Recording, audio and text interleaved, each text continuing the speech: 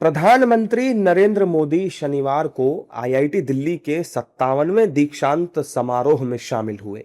इस दौरान उन्होंने देश के प्रतिभाशाली युवाओं को संबोधित किया और उनके जीवन की नई यात्रा के लिए उन्हें शुभकामनाएं भी दी। इस मौके पर पीएम मोदी ने ऑनलाइन संस्थान के सोनीपत परिसर में तैयार एआई आधारित हाई परफॉर्मेंस सुपर कंप्यूटिंग सुविधा परम प्रज्ञा का उद्घाटन भी किया। दीक्षांत समारोह में कुल 3036 स्नातक, परास्नातक विद्यार्थियों और शोधार्थियों को डिग्रियां भी दी गईं। समारोह को संबोधित करते हुए पीएम मोदी ने कहा कि आप इस समय जीवन के एक यादगार पल को जी रहे हैं। उत्साह, उमंग, सपनों और भावनाओं से सराबोर इस पल का हिस्सा बनना, आईआईटी दिल्ली के इस कैंपस में आना, आपके साथ ये अनुभव शेयर करना मेरे लिए भी बहुत खास है।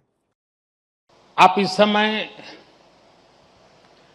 जीवन के एक यादगार मोमेंट को जी रहे हैं। उत्साह, उमंग, सपनों और भावनाओं से सराबोर इस मोमेंट का हिस्सा बनना, आईआईटी दिल्ली के इस कैंपस में आना, आपके साथ ये अनुभव शेयर करना मेरे लिए भी बहुत खास है।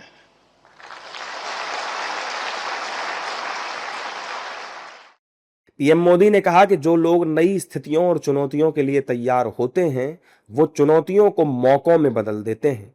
दुनिया बदलेगी, टेक्नोलॉजी भी बदलेगी, लेकिन ये बदलती दुनिया और टेक्नोलॉजी नए मौके लाएगी और जो सीखेगा वही जीतेगा। लेकिन साथियों, जब जब बदलाव का दौर आता है, तब तब चुनौतियां भी आती है और नए अवसर भी पैदा होते हैं। दुनिया बदलेगी, टेक्नोलॉजी भी बदलेगी, इंडस्ट्रीज बदलेगी, प्रोफेशंस भी बदलेंगे, लेकिन इन सब के बीच मेरी बात याद रखिएगा, जो सीखेगा वो जीतेगा।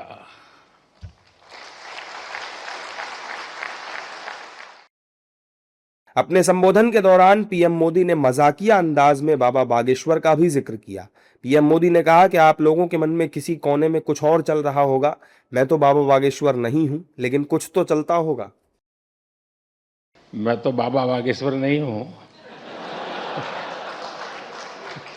लेकिन कुछ तो चलता होगा। हर स्टूडेंट के मन में आने वाले कल की अपनी अपनी तस्वीर होगी। कई छात्र अपनी पहली सैलरी का इंतजार कर रहे होंगे,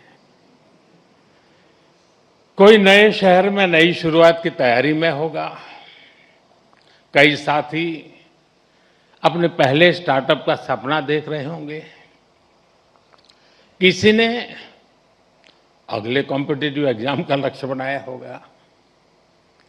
हर किसी का रास्ता अलग है, हर किसी का सपना अलग है।